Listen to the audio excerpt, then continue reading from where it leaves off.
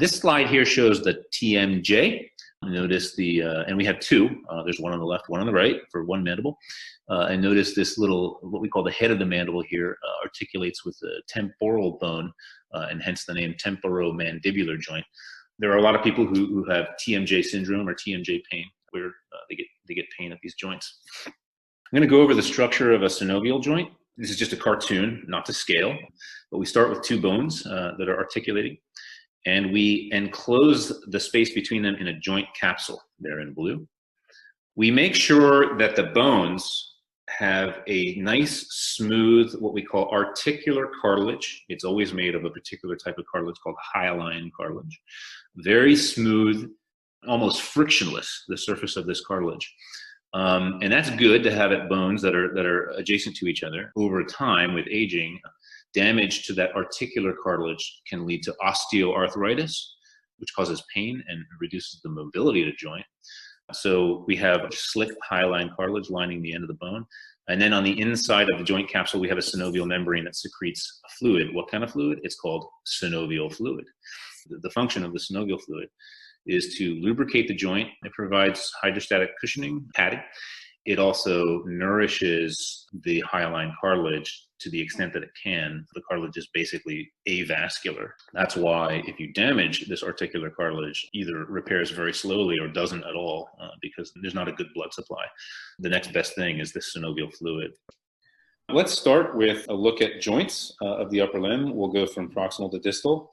And at the shoulder, the first thing I want you to recognize is that there's actually more than one joint at our shoulder. The main one that we talk about when we refer to the shoulder joint is called the glenohumeral joint. That name is given because of the relationship of this bony feature of the scapula. It's called the glenoid fossa.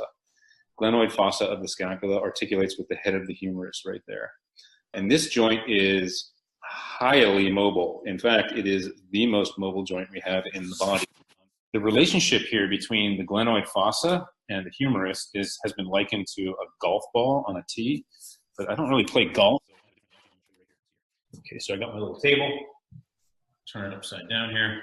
So imagine this is the glenoid fossa right here, okay, and then imagine this is the head of the humerus, right? And we put the humerus up against the glenoid fossa, and there's a lot of mobility there, but not a lot of stability, okay? So the glenohumeral joint is highly mobile, but quite unstable, which makes it really easy to dislocate the shoulder. And over on the right of the screen here, you can see an example of that happening. Up top is an X-ray. So notice air is black, soft tissue is gray, bone is white. You can see the head of the humerus outlined in orange here, articulating normally with the glenoid fossa of the scapula, indicated in green right there. And then down here, this is not normal. This is a dislocation of the shoulder. You can see the head of the humerus has popped out. It's in front of, the arm is somewhat abducted. And so you can see this arrow here indicates the sort of displacement of the head of the humerus from the glenoid fossa. The golf ball fell off the tee there. So that's one joint at the shoulder. The shoulder includes another key joint. It's the acromioclavicular joint. Now, here, I'm illustrating on the left here, there's a set of muscles that are kind of strapped across the glenohumeral joint. So the glenohumeral joint's hidden in here. Here's the head of the humerus. These muscles are famous. There's a group of 4 of them that are collectively known as the rotator cuff muscles. And because the joint itself, just the articulation between the bones, is so unstable for mobility, these muscles actually provide a lot of additional stability. And so these particular muscles, these rotator cuff muscles, are very important for stabilizing the joint. And if you injure those muscles, that decreases the stability of the joint even more. So over here on the right, you see a situation where there are torn rotator cuff muscles. Now you can kind of see through them and into the joint. And so a rotator cuff tear leads to glenohumeral joint instability. Okay. Okay, and then this slide indicates yet another joint at the shoulder. So we talked about the glenohumeral joint, which is sort of the main one. Notice that the clavicle articulates with the acromion of the scapula here. Acromion means high point of shoulder or tip of shoulder in Greek. You can palpate these structures really easily on your own shoulder if you find your clavicle and then walk your fingers, slide them out along the edge. There's going to be a spot where you kind of reach the end of the clavicle, and there's a little bit of a step down. There's a little bit of a bump there, and then a big step down past that. And what you can do there is you're walking your fingers out along the clavicle, you reach the acromion, and then boom, you kind of fall off the acromion and land on the head of the humerus. Okay, and then if you abduct your arm like that, you'll feel the humerus kind of rotating up against the acromion there. Here, where the clavicle is adjoined to the acromion, there's a series of ligaments that help hold these bones in place relative to each other. If there's a blow, particularly a downward blow, that comes down hard on the top of the acromion, it can separate the acromion from the clavicle. And so you see this is a particularly severe example of that, where there are 3 sets of ligaments that are torn. And that's called a shoulder separation. Okay? So a shoulder dislocation is a dislocation of the glenohumeral joint, a disarticulation of the glenohumeral joint. That's a shoulder dislocation. A shoulder separation is the term we use to refer to disarticulation of the acromion and clavicle, which is typically abbreviated as AC joint. Okay, so those are shoulder separation, shoulder dislocation. Those are terms that you might hear from patients. They might have those problems. Working our way down the upper limb, we skip past the elbow. It's a pretty straightforward hinge joint.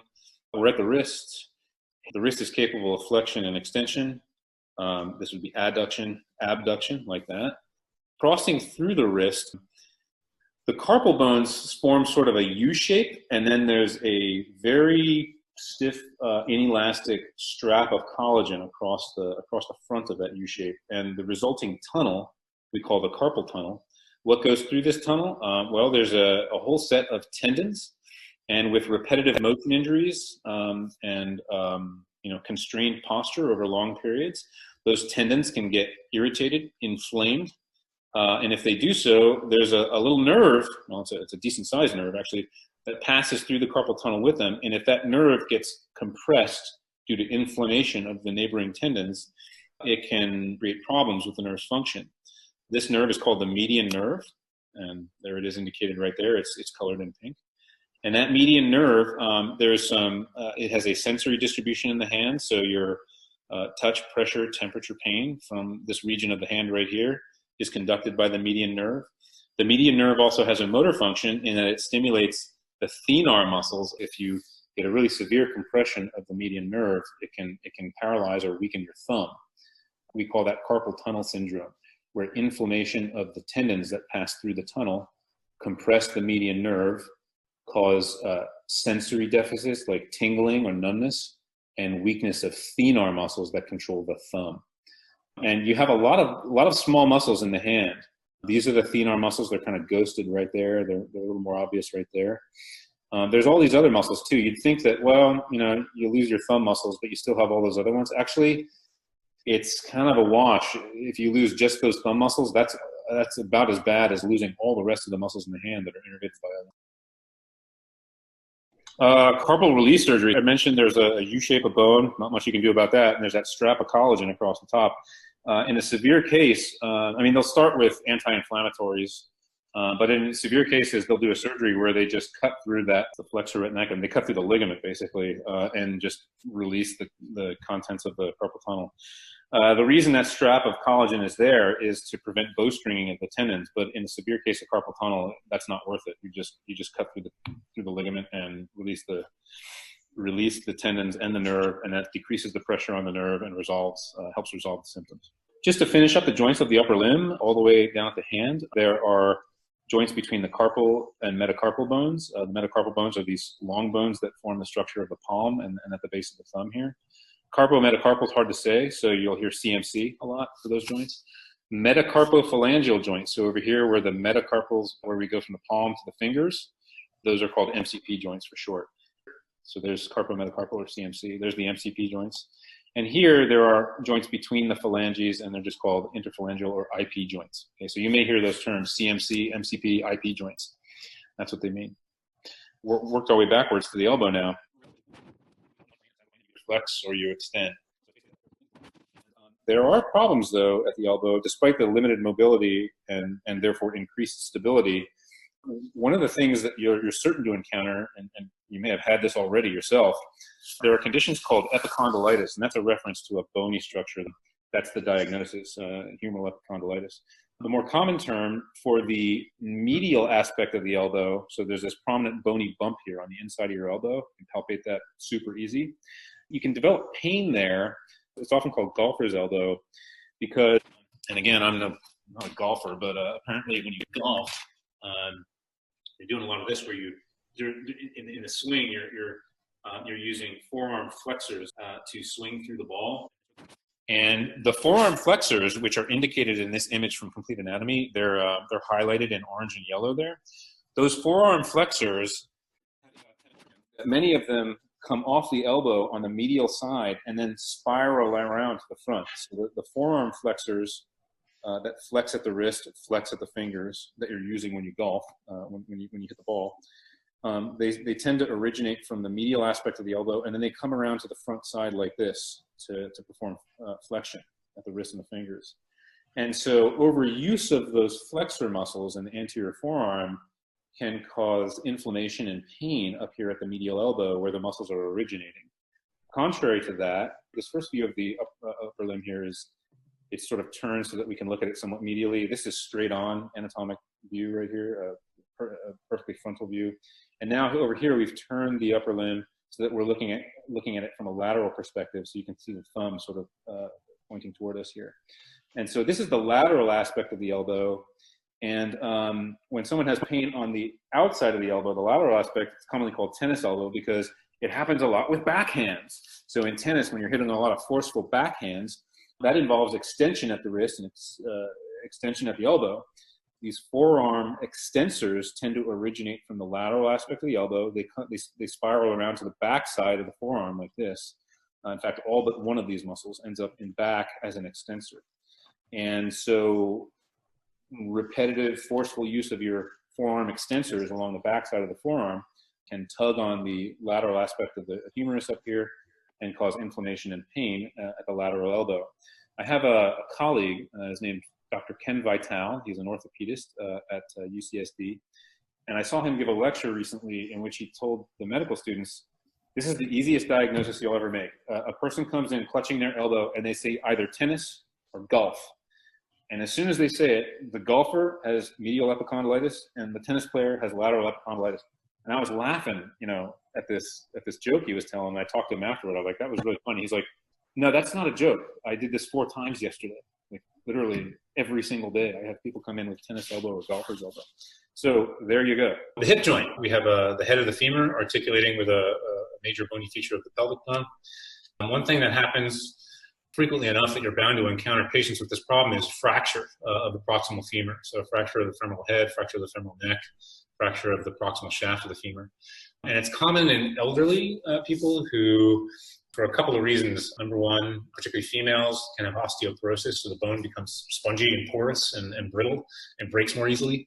And then also, they may have balance problems as they age. And so you get more falls and the bones are less sturdy. So you get hip fractures because of that. You can lay someone up in the hospital for a long time and immobilize them for a long period. Here's a look at the knee joint. We're going to start with the bones over here. So this is an anterior view of the knee. We've got the femur, the patella, our tibia, and notice the fibula down here. This must be an anterior view of a left knee because the fibula is lateral right there. And then what we're doing here is I've ghosted the femur so that we can look inside and see some of the intrinsic ligaments contained inside the joint. And these are the cruciate ligaments, so-called because they cross each other. Also, I took away the patella here. This is still an anterior view. Now you can see inside the joint, there are these 2 ligaments. They're crossed, hence cruciate. One is in front, so that's the anterior cruciate ligament. The other is in back, it's the posterior cruciate ligament. Nobody calls them that. They're the ACL and the PCL. I'm certain. Raise your hands if you've torn your ACL. I'm guaranteed a bunch of you have done some damage to that ligament in particular. This is a model of the knee joint right here that I snuck into lab and took home. So with this model of the knee joint, we can do kind of the same thing. It allows me to pull the patella and the tendon that it's contained within to expose the knee joint. And then if I flex at the knee like that, you can see inside there, you're now looking at the bottom of the femur, and inside you can see 2 ligaments. Those are the ACL up front and the PCL in back, right? This is the right knee, so it's mirror image from our complete anatomy model there on the screen. There's a little mnemonic. If you take, let's take my right knee here. if you take your fingers of the ipsilateral, that is same side hand, cross your middle finger over the index finger and then lay it across your knee, that kind of simulates the ACL is in front, that's my middle finger, and the PCL in back. So just cross these two fingers, lay them over the top of your knee, and that's kind of how the ligaments are arranged. In particular, a really common injury to the ACL that can occur if you're planted. So let's say I'm standing firmly on my right leg. This is the right knee here. So I'm standing planted firmly on my right leg because I'm playing contact football, and I'm a quarterback. I plant my right leg and I'm about to throw the ball, and then someone comes along and strikes that planted knee from a lateral direction and puts the knee into stress like that, what we call valgus stress. That stress in particular, when the knee is extended firmly, that puts the ACL in, that makes the ACL taut and stretches it out, and it doesn't have a lot of slack for more movement. And if you strike the knee, particularly from a lateral direction, that tends to tear the ACL. It can also damage some other related structures in the knee, but that's often how you end up with a torn ACL. In particular, the knee in extension. If the knee is stressed while extended, that's how you tear your ACL. Other cartilages inside the knee joint, there are these meniscal cartilages. Meniscus means crescent in Greek, and so these are crescent-shaped cartilages.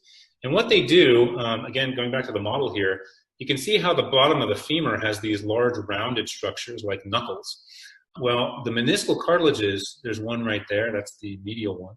And over here by the fibula, here's the lateral meniscal cartilage right there. What they do is they kind of create a raised lip that the femur can then sit in. So it makes a little cavity with a raised edge that the femur can sit comfortably in, and that stabilizes the femur on top of the tibia.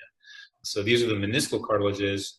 This one is medial. Here's one over by the fibula. This one's lateral right here. There's several different types of tears of meniscal cartilages, but one of the ones that I'm going to highlight here is if you rotate your knee, if you put a rotational force on it while it's flexed, and this happens when people step out of a car. So you're a passenger in a car, say you put your right leg out onto the ground with the door open, and then you start to turn out of the car, and so your knee is kind of flexed, you've planted it, and then you turn and kind of twist the knee, put a rotational force on it, there, bam, that can tear your meniscal cartilage, and then it creates pain and inflammation, and it can also cause the joint to lock up in undesirable ways. So the meniscal cartilages can be trouble. Down here at the ankle, we're showing an oblique view kind of from the left side. We see the medial aspect of the right ankle. Look at those ligaments. Look at that strapping, sturdy layer of tough ligaments on the medial aspect of the ankle. And then look over here at the lateral aspect of the left ankle. What's different? Oh man, look at these wimpy, stringy little ligaments. These are terrible. And indeed, this sturdy, strong medial complex of ligaments on the medial side of the ankle they really resist what would be hypereversion. As opposed to these weaker ligaments on the outside of the ankle, you can pop those really easily. And so what happens with a lot with people is we get ankle sprains. And when somebody sprains their ankle, it almost always happens hyper-inverted. That is, they roll their ankle to the outside. So I'm going to tilt the camera here, step back, and I got to tilt it a little more, I think. Right about there. That's good. Okay. And I'm going to demonstrate. Here I am standing in anatomic position. Now I'm going to roll my ankle onto the outside. Now my ankle is inverted and about to get hyper-inverted. That's kind of painful right there. So if you step and then roll your ankle, roll onto the outside of the ankle into hyperinversion and then sprain your ankle, that's a lateral ankle sprain. Happens all the time. The other direction almost never happens because of that super tough medial complex of ankle ligaments. And here I want to distinguish between a sprain and a strain. So a sprain is a term that we use to refer to damage and inflammation and damage to ligaments. Strain is the term we use explicitly for tendons and muscles. And you can remember that tendon has a T and strain has a T, and tendons and muscles are kind of, they're directly connected. So strains are for muscles and tendons. Sprain is the term we use for a ligament, like these ankle ligaments. Joints in the foot. By analogy to the hand, we have tarso-metatarsal joints, TMT, metatarsophalangeal, MTP, and then interphalangeal joint, and they're highlighted there. Again, those abbreviations, that's what you would hear clinically. No one likes to say those long words.